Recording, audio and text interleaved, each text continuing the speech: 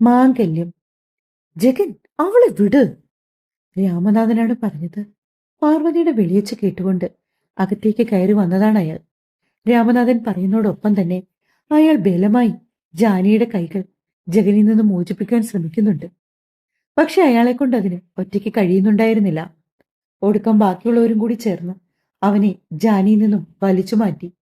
ജഗന്റെ വിരൽപ്പാട് പതിഞ്ഞെടുത്തെല്ലാം അവന്റെ വിരലടയാളങ്ങൾ ചുവന്നു കിടക്കുന്നു. അത്രമേൽ ശക്തിയിലായിരുന്നു ജഗൻ ജാനിയുടെ കഴുത്തിൽ പിടിമുറുക്കിയത്. കുറേയേറെ നേരം നിർത്താതെ ചുമച്ച് ജാനി. ചുമച്ച് അവൾക്ക് കണ്ണിൽ നിന്നൊക്കെ വെള്ളം വരുന്നുണ്ടായിരുന്നു. പാർവതിയും ഭയന്നു പോയിരുന്നു ആ സമയം. ജഗന്റെ മുഖത്തെ രൗദ്രഭാവം അവരെ കൂടുതൽ ഭയപ്പെടുത്തി. മിഥു പെട്ടെന്ന് തന്നെ ഒരു ഗ്ലാസ്സിൽ അല്പം വെള്ളമെടുത്തുകൊണ്ട് ഓടി വന്നു. ജാനി, ഇത് കുടിക്ക്. പറഞ്ഞുകൊണ്ട് തന്നെ മിഥു ആ ഗ്ലാസ് ജാനിയുടെ ചുണ്ടോരം ചേർത്തു വെച്ചു. പക്ഷെ ജാനി, ആ സമയം അവൾക്ക് അതിൽ നിന്ന് ഒരിറ്റു വെള്ളമിറക്കാൻ പോലും കഴിയുമായിരുന്നില്ല. വല്ലാത്തൊരു മാനസികാവസ്ഥയിൽ അവൾ കട്ടിലിലേക്കിരുന്നു. കലങ്ങിപ്പോയി അവളുടെ മിഴികളിലേക്ക് ജഗൻ ദേഷ്യത്തിൽ നോക്കി നിന്നു. അവൾക്ക് ആ സമയം ഓർമ്മ വന്നത് മാനസിയായിരുന്നു. മാനസിയും ഏതാണ്ട് ഇതേപോലെയൊക്കെ തന്നെയാണ്.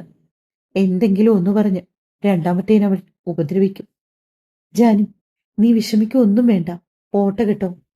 ജാനിയെ ആശ്വസിപ്പിച്ചുകൊണ്ട് അവൾക്കരികിലേക്ക് ചേർന്നു നിന്നു മിഥു. അപ്പോഴേക്കും ജാനി വീണ്ടും കരഞ്ഞു പോയിരുന്നു. കരയില്ലേ ജാനി, പ്ലീസ്. മിഥു അവളുടെ കണ്ണ് തുടച്ചുകൊണ്ട് പറഞ്ഞു. ജഗൻ കാറ്റുപോലെ വന്ന് മിഥുവിനെ ജാനിയിൽ നിന്ന് അടർത്തി മാറ്റി. ഡി, ഒന്നും രണ്ടുമല്ല, പല പ്രാവശ്യം ഞാൻ നിന്നോട് പറഞ്ഞതാണ് ഇവളുമായിട്ടുള്ള കൂട്ട് അവസാനിപ്പിച്ചോളണമെന്ന്. മാതാപിതാക്കളെ അനുസരിക്കാത്ത അഹങ്കാരം പിടിച്ച സാധനം. പാതിരാത്രി തെണ്ടിത്തിരിഞ്ഞ് നടക്കുന്ന ഇവളെപ്പോലെ ഉള്ളവളെ എന്റെ വിവാഹത്തിന് ക്ഷണിക്കാൻ നിനക്കാരടി അധികാരം തന്നത്? ജഗൻ മിഥുവിനെ നോക്കി അലറിയതും ആ സ്വീകരണ മുറിയിൽ കൂടി നിന്നവരെല്ലാരും നിശബ്ദരായി നിന്നു. ജഗൻ പറയുന്ന ഓരോ വാക്കുകളും കേട്ട് ജാനിയുടെ കവിളിലൂടി ചുടുകണ്ണീർ ഒലിച്ചിറങ്ങി. ജഗൻ! പാർവതി അലറിയപ്പോ ജഗൻ ബാക്കി പറയാൻ വന്നത് മുഴുവിപ്പിക്കാതെ വാക്കുകൾ പാതിയെ നിർത്തി. ജഗൻ, നീ വാക്കുകൾ സൂക്ഷിച്ചുപയോഗിക്കണം. ജാനിയെ നേരത്തെ മുതലേ അറിയാവുന്നതുകൊണ്ട് മകൻ പറഞ്ഞ കാര്യങ്ങൾ കേട്ടപ്പോ പാർവതിക്ക് സത്യത്തിൽ ദേഷ്യം വന്നു. ആരും അലറണ്ട. ഇല്ലെങ്കിൽ തന്നെ നിങ്ങൾ പറ, ഇന്നലെ ഇവൾ എങ്ങനെ എന്റെ മുറിയിൽ വന്നു? എല്ലാം മനഃപൂർവ്വമല്ലേ? ഇന്നെന്റെ വിവാഹമാണെന്ന് അറിഞ്ഞുകൊണ്ട് മനഃപൂർവ്വം അത് മുടക്കാൻ വേണ്ടി, മറ്റുള്ളവരുടെ മുമ്പിൽ എന്നെ നാണം കെടുത്താൻ വേണ്ടി, അതിനു വേണ്ടിയാണ് ഇവൾ എന്റെ മുറിയിൽ കയറി കിടന്നത്. ജഗൻ എല്ലാവരോടുമായിട്ടാണ് പറയുന്നത്. മിഥുവിന് ദേഷ്യം കൊണ്ട് കണ്ണു കാണാൻ കഴിയാത്ത അവസ്ഥയായിരുന്നു. അങ്ങനെയാണെങ്കിൽ ഏട്ടൻ കുറെ ദിവസമായിട്ട് വല്ലാത്ത സങ്കടത്തിലായിരുന്നല്ലോ. അമ്മ എത്ര തവണ ഏട്ടനോട് ചോദിച്ചു എന്തു പറ്റിയെന്ന്. അപ്പോഴൊക്കെ ഏട്ടൻ യാതൊരു മറുപടിയും പറഞ്ഞില്ലല്ലോ. ഏതാണ്ട് വിവാഹത്തിന് താല്പര്യമില്ലാത്ത രീതിയിലൊക്കെയായിരുന്നു ഏട്ടന്റെ പെരുമാറ്റവും ഭാവങ്ങളും എല്ലാം. അതുപോലെ ഏട്ടൻ എന്തുകൊണ്ട് കിടക്കാൻ വന്നപ്പോ ഇവൾ മുറി കിടക്കുന്നത് കണ്ടില്ല? അത്രയ്ക്ക് ബോധമില്ലാതാണോ ഏട്ടൻ ഏട്ടന്റെ റൂമിലെത്തിയത്? ആദ്യം അതിനൊരു മറുപടി താ. എന്നിട്ട് എന്റെ കൂട്ടുകാരിയെ എല്ലാവരുടെയും മുമ്പില് ഇങ്ങനെ അപമാനിച്ചതിന് മാപ്പ് പറയണം. നിന്റെ കൂട്ടുകാരി മനഃപൂർവ്വം എന്റെ റൂമിൽ വന്ന് എന്തിനു കിടന്നു? അതിനുള്ള ഉത്തരവ് എനിക്ക് കിട്ടിയിരിക്കണം. ജഗൻ ഉറച്ചു നിൽക്കുകയാണ്. ശരി, ഞാനെങ്കിൽ ഏട്ടനോടൊരു കാര്യം ചോദിക്കട്ടെ. നയോമിയായിട്ടുള്ള വിവാഹം മുടക്കുവാൻ വേണ്ടി ഏട്ടൻ മനഃപൂർവ്വം ഇവളോടൊപ്പം കിടന്നതാണെങ്കിലോ? ജഗൻ തന്റെ വലതുകരം ആഞ്ഞുയർത്തിയതും എല്ലാവരും ഞെട്ടിപ്പിടഞ്ഞു പോയിരുന്നു. എന്നാൽ അവൻ ആത്മസംയമനം പാലിച്ചുകൊണ്ട് അവന്റെ രോഷം കടിച്ചമർത്തി. ജഗൻ മിഥുവിന് നേരെ വിരൽ ചൂണ്ടി. സൂക്ഷിച്ച് സംസാരിക്കണം എന്നോട് സംസാരിക്കുമ്പോ. താക്കീത് പോലെ വിരൽ മുകളിലേക്കും താഴേക്കും ആട്ടിക്കൊണ്ട് ജഗൻ അത് പറയുമ്പോഴാണ് താൻ ഇത്ര നേരം എന്തൊക്കെയാണ് പറഞ്ഞു കൂട്ടിയതെന്ന് മിഥുവിന് ഓർമ്മ വന്നതുപോലും. തന്റെ ഏട്ടൻ ജാനിയെ ഇത്രമാത്രം മോശപ്പെട്ട രീതിയിൽ പറയുന്ന കേട്ട് ഒരു നിമിഷം നിയന്ത്രണം തെറ്റി പറഞ്ഞു പോയതാണ്. താൻ വിളിച്ചിട്ട് വന്നതാണ് ഏട്ടന്റെ കല്യാണം കൂടുവാൻ വേണ്ടി. പാവം ജാനി. പക്ഷെ അവളിപ്പോ വലിഞ്ഞു കയറി വന്ന ഒരു പെണ്ണിനെ പോലെയാണ് ഈ സ്വീകരണമുറിയിൽ നിൽക്കുന്നതെന്ന് മിഥു ഓർത്തു. ജാനിയുടെ സങ്കടം കാണാൻ തനിക്ക് ഒരിക്കലും പറ്റില്ല. മിഥുൻ അത്രയേറെ ഇഷ്ടമാണ് ജാനിയെ. പക്ഷെ അതൊക്കെ ഇത്രത്തോളം എത്തി നിൽക്കൂന്ന് അവളും കരുതിയില്ല. ആദ്യമായിട്ടാണ് ജഗൻ മിഥുവിന് നേരെ ഇത്രമാത്രം ദേഷ്യത്തിൽ പെരുമാറുന്നത്. അവൾ കുറുമ്പ് കാട്ടുന്ന പ്രായം എത്തിയപ്പോൾ പോലും അവളെ ഒന്ന് നുള്ളി നോവിക്കാത്തവനാണ്. ഇന്നിപ്പോൾ മിഥുവിന് വല്ലാത്ത വിഷമം വന്നുപോയി. തന്റെ ഏട്ടൻ ആദ്യമായിട്ട് തന്നെ അടിക്കുവാൻ വേണ്ടി കൈ ഉയർത്തിയിരിക്കുന്നു. മിഥുവിന് അത് തീരെ സഹിക്കാൻ കഴിയുന്നില്ലായിരുന്നു. ജാനിയാണെങ്കിൽ കൺമുമ്പിൽ അരങ്ങേറുന്ന സംഭവങ്ങളെല്ലാം കണ്ട് പകച്ചിരിക്കുകയാണ്. ഒപ്പം ഇതിനെല്ലാം കാരണക്കാരി താനാണല്ലോ എന്ന കുറ്റബോധവും അവളെ വല്ലാതെ വേദനിപ്പിക്കുന്നുണ്ട്. മിഥു എത്ര നിർബന്ധിച്ചാലും അവളുടെ ഏട്ടന് തന്നോടുള്ള സമീപനം മുൻപേ മനസ്സിലാക്കിയ താൻ ഒരിക്കലും ഇവിടേക്ക് വരാൻ പാടില്ലായിരുന്നു. ജാനി മനസ്സിലോർത്തു. വളരെ വൈകിയെത്തിയ തിരിച്ചറിവ്. ഇനി അതിന് പ്രത്യേകിച്ച് പ്രാധാന്യമൊന്നും ഇല്ലെങ്കിൽ പോലും ജാനിയുടെ മനസ്സിലെ ചിന്തകളെല്ലാം അതൊക്കെ തന്നെയായിരുന്നു. തന്റെ മക്കൾ പരസ്പരം പോരടിക്കുകയും വഴക്കുണ്ടാക്കുകയും ചെയ്യുന്നത് കണ്ട് അത് കണ്ടു നിൽക്കാനാവാതെ പാർവതി പെട്ടെന്ന് തന്നെ ജാനിയുടെ അടുത്തേക്ക് വന്നു.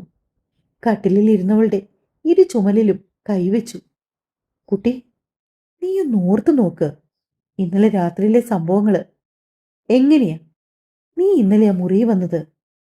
എന്നിട്ട് മനസ്സിനെ ശാന്തമാക്കിയിട്ട് നീ ഒന്ന് ആലോചിച്ചു നോക്കിയേ. ജാനി ദയനീയതയോടെ പാർവതിയെ നോക്കി. അവർക്ക് ആ സമയം അതൊന്നും ശ്രദ്ധിക്കാൻ കഴിഞ്ഞില്ല. ഒന്ന് നല്ലപോലെ ആലോചിച്ചു നോക്കിയേ. എത്ര പേരുടെ ജീവിതങ്ങളാ നീ കാരണം ഇവിടെ നശിക്കാൻ പോകുന്നതെന്ന് നിനക്കറിയാമോ? എന്റെ മക്കൾ ഇന്നുവരെ മുഖം കറുപ്പിച്ച് പരസ്പരം നോക്കുപോലും ചെയ്യാത്തവർ ഇന്നിതാ തമ്മിത്തല്ലാൻ ഒരുങ്ങുന്നു. എല്ലാത്തിനും കാരണം നീയല്ലേ? കുട്ടി ഒന്നുകൂടെ ആലോചിച്ചേ. ഇന്നലെ എന്താ നടന്നതെന്ന് ചെറുതായിട്ടെങ്കിലും ഓർമ്മ വരുന്നുണ്ടോ?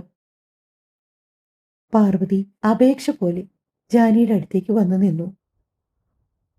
ജാനി നിസ്സഹായതയോടെ അവരെ നോക്കി. എത്ര ശ്രമിച്ചിട്ടും ഇന്നലെ നടന്ന കാര്യങ്ങൾ ഓർത്തെടുക്കാൻ തുടങ്ങുമ്പോഴൊക്കെ വല്ലാത്തൊരുതരം വേദന അവളെ വന്ന് പൊതിയുന്നത് അവൾ അറിഞ്ഞു. ജാനി കണ്ണുകൾ തുറക്കാനാവാതെ നെറ്റിയിൽ കൈ അമർത്തിപ്പിടിച്ചു. നെറ്റിയിൽ കൈവച്ചുകൊണ്ടുള്ള ജാനിയുടെ ആ ഇരിപ്പ് കാണെ മിഥുവിന് വല്ലാത്ത ഹൃദയഭാരം തോന്നി. അവൾ പാർവതിക്കടുത്തേക്ക് നീങ്ങി. അമ്മയ്ക്ക് എന്താ അമ്മേ ഇത്രയ്ക്ക് ബോധമില്ലേ? അവളുടെ അവസ്ഥ അമ്മ കാണുന്നില്ലേ? അവൾക്ക് മര്യാദയ്ക്കൊന്ന് നിൽക്കാൻ പോലും കഴിയുന്നില്ല. അവളോടാണ് വീണ്ടും ഇന്നലെ രാത്രിയെപ്പറ്റി ചോദിക്കുന്നത്. എന്തേലും ഓർമ്മയുണ്ടായിരുന്നെങ്കിൽ അവൾ ഉറപ്പായും പറയില്ലേ? ഇന്നലെ അവൾക്കൊപ്പം ആ മുറിയിൽ അമ്മയുടെ മകനും ഉണ്ടായിരുന്നല്ലോ. ഇതേ ചോദ്യം അമ്മ എന്താ സ്വന്തം മോനോട് ചോദിക്കാത്തത്? മിഥുവിന്റെ ചോദ്യത്തിന് മുൻപിൽ പാർവതിക്കും ഒരു മറുപടിയില്ല. ഞാൻ പറഞ്ഞല്ലോ അമ്മേ, ഇന്നലെ എന്തോ കാര്യമായി സംഭവിച്ചിട്ടുണ്ട്. അല്ലെങ്കിൽ തന്നെ ഏട്ടന്റെ മുറിയിൽ കയറിക്കിടക്കാൻ വേണ്ടി അത്രയ്ക്കും തരം താന്ന പെണ്ണല്ല എന്റെ ജാനി. നീ എന്തിനാ മിഥു ഇത്രയും കാര്യങ്ങൾ നടന്നിട്ടും വീണ്ടും അവളെ തന്നെ ഇങ്ങനെ സപ്പോർട്ട് ചെയ്തുകൊണ്ട് നിൽക്കുന്നത്? നിന്റെ സഹോദരനേക്കാൾ വലുതാണോ ഇവള്? ജഗൻ പെട്ടെന്ന് ദേഷ്യത്തിൽ ശബ്ദമുയർത്തി. ഏട്ടൻ ഇനി ഒന്നും പറയരുത്. എനിക്കിനി ഏട്ടനോട് ഒന്നും സംസാരിക്കാനും താല്പര്യമില്ല. ജാനിയുടെ ഭാഗത്ത് തെറ്റൊന്നുമില്ലെന്ന് എനിക്ക് പൂർണ്ണ ബോധ്യമുള്ളതുകൊണ്ട് തന്നെയാണ് ഞാൻ ഇപ്പോഴും അവളെ എന്നോട് ചേർത്ത് പിടിക്കുന്നത്. വിവാഹം പോലും എന്തോ പറഞ്ഞു വന്നിട്ട് ഇതോ പകുതിയിൽ നിർത്തിക്കളഞ്ഞു. എല്ലാവരും പരസ്പരം മുഖത്തോട് മുഖം നോക്കി നിന്നു. ഇനി മുന്നോട്ട് എന്ത് ചെയ്യും എന്നൊരാശങ്കയിലായിരുന്നു അവരെല്ലാവരും. ഈ സമയത്ത് സുഗന്ധി തന്റെ മകൾ ഹേമയുമായിട്ട് വെളിയിൽ നിൽക്കുകയാണ്. നീ ആ സിം കാർഡ് എടുത്ത് വേഗം ഫോണിലേക്കിട്. എന്നിട്ട് വിശ്വനാഥന്റെ നമ്പർ ഡയൽ ചെയ്യും. എല്ലാരും അകത്താണ്. സുഗന്ധി തിക്കും പോക്കും നോക്കിക്കൊണ്ട് മകളോട് പറയുകയാണ്. ഒരു മിനിറ്റ് അമ്മേ, ഞാനിതൊന്ന് ഇടട്ടെ. അമ്മ ആരെങ്കിലും വരുന്നുണ്ടോ എന്ന് ഒന്ന് നോക്കിയാൽ മതി. ആരും ഇല്ലാത്തോണ്ടല്ലേ നിന്നോട് വേഗം വിളിക്കാൻ പറഞ്ഞത്. അപ്പോഴേക്കും ഹിമു വിശ്വനാഥന്റെ ഫോണിൽ കോൾ ചെയ്തു. 4-5 തവണ ഫോൺ റിങ്ങിയത് ശേഷം മറു തലയ്ക്കൽ നിന്നും വിശ്വനാഥന്റെ ശബ്ദം സുഗന്ധി കേട്ടു. ഹലോ, ആരാണ്? ഹലോ, ഞാൻ നിങ്ങളുടെ നന്മയെ കരുതി ഒരു കാര്യം പറയാനായിട്ട് വിളിച്ചതാ. ആരാ? വിശ്വനാഥൻ വീണ്ടും ചോദിച്ചു. മാണിക്യമംഗലം കോവിലകത്ത് ഇപ്പോ വരികയാണെങ്കിൽ നിങ്ങൾക്ക് കുറച്ച് കാര്യങ്ങൾ കണ്ട് ബോധിക്കാം. വാട്ട്? ജഗന്നാഥനും അവന്റെ സഹോദരിയുടെ കൂട്ടുകാരിയും തമ്മിൽ ഇന്നലെ രാത്രിയില് സുഗന്ധി കുറെ കാര്യങ്ങൾ അയാളെ പറഞ്ഞു കേൾപ്പിച്ചു. ഇപ്പോ വരികയാണെങ്കിൽ നിങ്ങൾക്കെല്ലാം നേരിട്ട് കണ്ട് മനസ്സിലാക്കാം. നിങ്ങളുടെ മകളെ ഇവനിൽ നിന്ന് രക്ഷിക്കാം. പകൽ മാന്യനായ IPS ഓഫീസർക്ക് മകളെ കെട്ടിച്ചു കൊടുത്താൽ അവളുടെ ജീവിതം വെറുതെ നശിച്ചു പോകും. പറയുകയും സുഗന്ധി കോൾ കട്ട് ചെയ്തു. എന്നിട്ട് സിം കാർഡ് എടുത്ത് നശിപ്പിച്ചു. എടി മോളെ, ടവർ ലൊക്കേഷനെങ്ങാനും വെച്ച് നോക്കി. അവരിങ്ങോട്ട് വരുമോ? അത് ചോദിക്കുമ്പോൾ സുഗന്ധി അല്പം ഭയപ്പെട്ടു. അയാൾ വേറൊരു നടപടിയിലേക്ക് പോകാതെ നേരെ ഇങ്ങോട്ട് വരികയാണെങ്കിൽ ഇതൊക്കെ കാണുമ്പോൾ സത്യമാണെന്ന് മനസ്സിലാക്കും. അല്ലാതെ ആരെങ്കിലും ജഗനെക്കുറിച്ച് അപവാദം പറയാൻ ശ്രമിച്ചതാണെന്ന് കരുതി പോലീസ് സ്റ്റേഷനിലെങ്ങാനും വിളിച്ച് നമ്പർ ട്രേസ് ചെയ്യാൻ പറഞ്ഞ അമ്മയുടെ കാര്യം അതോ ഗതി. ഹിമ പറഞ്ഞപ്പോ സുഗന്ധിയെ വിറച്ചു. എടി, എല്ലാം നിനക്ക് വേണ്ടിയാണ്. നീ അവനെ അത്രമാത്രം സ്നേഹിക്കുന്നുണ്ടെന്ന് പറഞ്ഞതുകൊണ്ട് ഇക്കാര്യങ്ങൾക്കൊക്കെ ഞാൻ ഇറങ്ങി പുറപ്പെട്ടതുപോലും. ഇനിയിപ്പോ നയോമിയായിട്ടുള്ള വിവാഹം മാറിപ്പോകും. ജാൻവി അവന് വെറുപ്പാണ്. ക്ഷണിക്കപ്പെട്ട അതിഥികളുടെ മുൻപിൽ തല താഴ്ത്താനാവാതെ ഇവിടുത്തെ മുത്തശ്ശനും ജഗന്റെ അച്ഛനും അമ്മയും ഒക്കെ വിഷമിച്ചു നിൽക്കുമ്പോ നമുക്ക് നമ്മുടെ അച്ഛനെ വെച്ച് ഒരു രംഗപ്രവേശനം നടത്താം. ഞാൻ കുറച്ച് ദേഷ്യത്തിൽ സംസാരിച്ചാലും നീ എനിക്ക് അനുകൂലമായിട്ട് ഒന്നും സംസാരിക്കരുത് കേട്ടോ. നീ എപ്പോഴും അവളുടെ മുൻപിൽ ഒരു നല്ല പിള്ള ചമഞ്ഞു നിൽക്കണം. അമ്മയുടെ ഐഡിയ കൊള്ളാം. പക്ഷെ ഇത് നടക്കുമെന്ന് എനിക്ക് യാതൊരു ഉറപ്പുമില്ലമ്മേ. ഇനി ഇവിടെ നിൽക്കണ്ട, നമുക്ക് അകത്തേക്ക് കയറിപ്പോകാം. ഇരുവരും ഒന്നും അറിയാത്ത ഭാവത്തിൽ സ്വീകരണ മുറിയിലേക്ക് കയറി. ഒരു CCTV ക്യാമറ വെക്കാൻ ഞാൻ എത്ര പ്രാവശ്യം പറഞ്ഞതാണ്. അപ്പോൾ ഏറ്റവും ബഹളം മുത്തശ്ശനായിരുന്നു. തറവാട്ടിൽ ഒളിക്യാമറ പാടില്ലത്രേ. നിങ്ങളെല്ലാവരും ഇപ്പോഴും ആ പഴയ നൂറ്റാണ്ടിലൂടെയാണ് സഞ്ചരിക്കുന്നത്. ഞാനൊരു IPS ഓഫീസറാണ്. എന്റെ വീട്ടിൽ ഇതുപോലെയുള്ള ഉപകരണങ്ങൾ ഏറ്റവും ആവശ്യമുള്ളതാണ്. എന്റെ വാക്കിന് ഒരല്പമെങ്കിലും വില കൽപ്പിച്ചിരുന്നെങ്കിൽ ഇന്നീ അവസ്ഥ വരുമായിരുന്നോ? ജഗൻ രോഷം കൊണ്ട് വിറച്ചു. അത് ശരിയാണെന്ന് പലരിൽ നിന്നും മുറുമുറുപ്പുയർന്നു. അച്ഛന്റെ തീരുമാനങ്ങൾക്കാണ് ഇവിടെ എപ്പോഴും എല്ലാവരും വില കൽപ്പിക്കുന്നത്. ജഗൻ പറയുന്നത് 100% ശരിയാ. 3 മാസങ്ങൾക്ക് മുൻപേ ജഗൻ പറഞ്ഞതാണ് ഒരു CCTV ക്യാമറ അത്യാവശ്യമാണെന്ന്. സമ്മതിക്കാഞ്ഞതുകൊണ്ടല്ലേ ഇവിടെ ഇപ്പൊ ഇങ്ങനെ നടന്നത്? ഇപ്പൊ തറവാട്ടിൽ എത്രയോ പേര് വന്നു. എന്താണ് സംഭവിച്ചതെന്ന് ആർക്കെങ്കിലും കണ്ടുപിടിക്കാൻ പറ്റുമോ?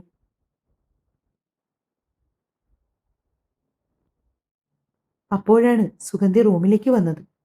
എന്നാലും എന്റെ ജഗ, നിന്റെ ഭാഗത്തു നിന്നും ഇങ്ങനെയൊരു പിഴവ് ഞാൻ സ്വപ്നത്തിൽ പോലും കരുതിയിട്ടില്ല കേട്ടോ. ഇവനെ കണ്ടുപിടിക്കാനല്ലേ തറവാട്ടിൽ വളർന്നു വരുന്ന ഓരോ കുഞ്ഞുങ്ങളോടും പറഞ്ഞുകൊണ്ടിരുന്നത്. ജഗന്റെ സ്വഭാവം, ജഗന്റെ വിനയം, ജഗന്റെ ലാളിത്യം, ജഗന്റെ ബഹുമാനം, എന്തെല്ലാമായിരുന്നു പറയുന്നത്. ഇനി എന്തായാലും അതിന്റെ ആവശ്യം വേണ്ടിവരില്ലല്ലോ. കഷ്ടം തന്നെ. ഒരു പെണ്ണിനെ കെട്ടിപ്പിടിച്ച് നിന്റെ സ്വന്തം മുറിയില് ഇന്നലെ രാത്രിയില് എന്തൊക്കെ നടന്നു എന്ന് ആർക്കറിയാം? ആ സന്ദർഭത്തിന് ഒട്ടും ചേരാത്ത തരത്തിൽ ഒരു സംസാരമായിരുന്നു സുഗന്ധിയുടെ ഭാഗത്തു നിന്നുണ്ടായത്. അവർക്കൊപ്പം തന്നെ ഹിമയും ഉണ്ടായിരുന്നു. ദേഷ്യം കൊണ്ട് ജഗന്റെ മുഷ്ടി ചുരുണ്ടു. അത് കണ്ടിട്ടും നിർത്താൻ ഇല്ലാത്തതുപോലെ സുഗന്ധി തുടർന്നു. എന്തായാലും കൊള്ളാം. കെട്ടാൻ ഒരുത്തി, കൂടെ കിടക്കാൻ മറ്റൊരുത്തി. പാർവതി, ഇങ്ങനെയാണോ നീ നിന്റെ മകനെ വളർത്തിയത്? നിനക്കൊരു മകളും കൂടിയുണ്ട്. നാളെ ഒരിക്കൽ അവളും. സുഗന്ധി പറഞ്ഞപ്പോൾ അടികൊണ്ടതുപോലെ നിന്നുപോയി പാർവതി. ഇതിൽ കൂടുതൽ ഈ ജന്മം ഇനി അപമാനിക്കപ്പെടാനില്ല. അപമാനത്തിന്റെ അങ്ങേ തലയ്ക്കിൽ എത്തിയതുപോലെ പാർവതിക്ക് തോന്നി.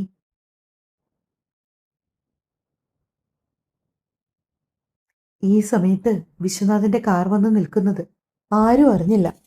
തിടുക്കത്തിൽ അയാൾ അകത്തേക്ക് കയറി വന്നു.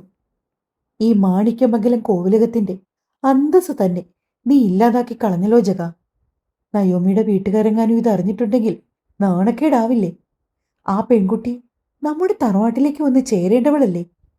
വിവരവും വിദ്യാഭ്യാസവുമുള്ള തങ്കം പോലൊരു പെണ്ണിനെ കളഞ്ഞിട്ടാണോടാ നീ ഇങ്ങനത്തെ തറവേല കാണിച്ചത്?